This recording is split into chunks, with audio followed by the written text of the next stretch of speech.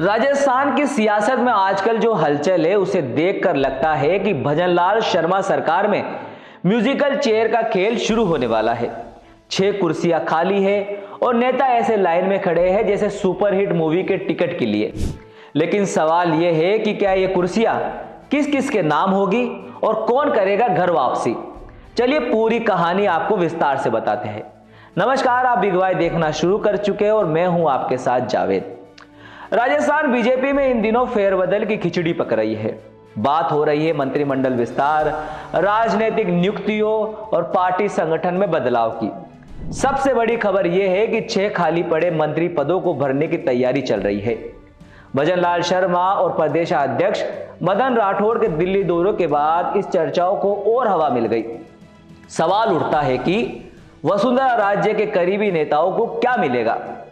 राजेंद्र राठौड़ को क्या खास जिम्मेदारी सौंपी जाएगी। राजनीतिक नियुक्तियों और संगठन में कौन होगा अंदर और कौन होगा बाहर। कहानी की तह में जाए तो 3 स्टेप की प्लानिंग है।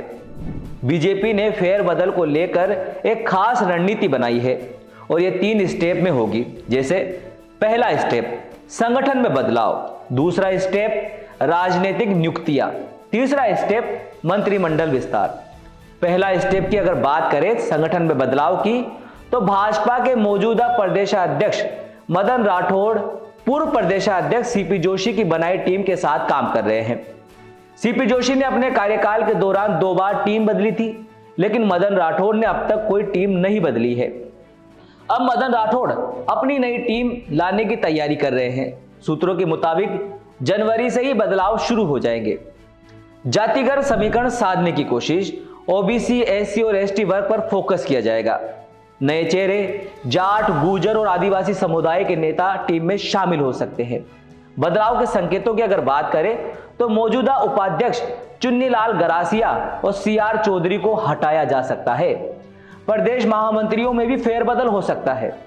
वही दूसरे स्टेप की बात करें जो कि है राजनीतिक नियुक्तियों की, तो राजस्थान में आयोग, बोर्ड और निगम के कई पद खाली पड़े हैं।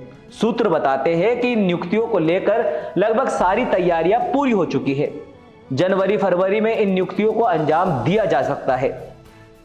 7 बड़े बोर्ड और निगम की अगर बात करें तो राजस्थान पर्यटन विकास निगम, राजस्थान हाउसिंग बोर्ड, राज्य महिला आयोग, यूथ बोर्ड, राज्य खेल परिषद, खादी बोर्ड, राजस्थान राज्य बीज निगम।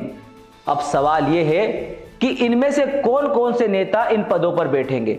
संभावित अगर नाम की बात करें तो ज्योति मिर्धा, मुकेश दधीच और कई वरिष्ठ नेताओं के नाम चर्चाओं में है।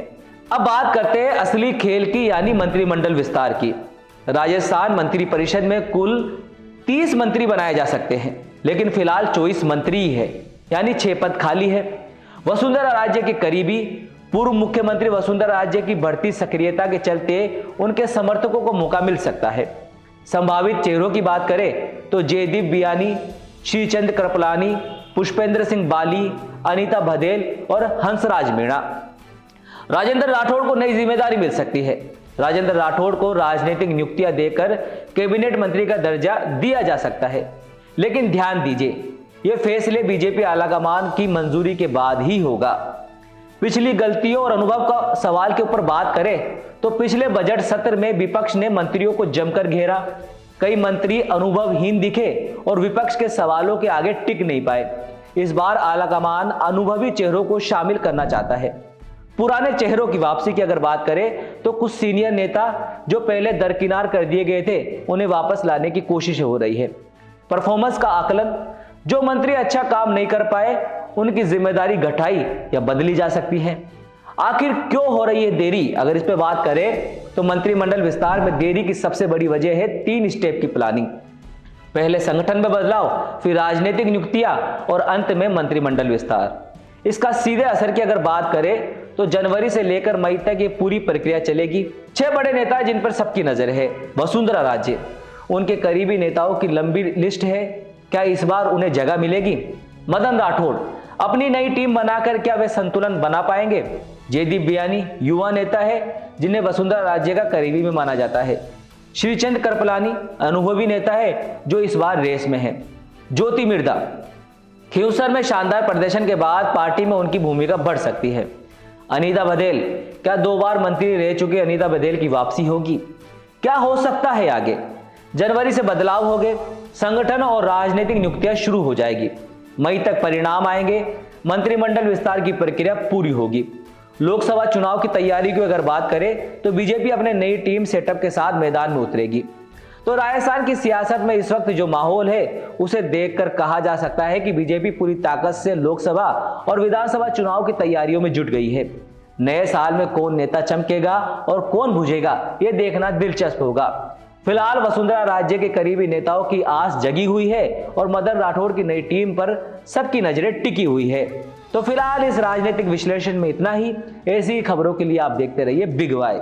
नमस्कार।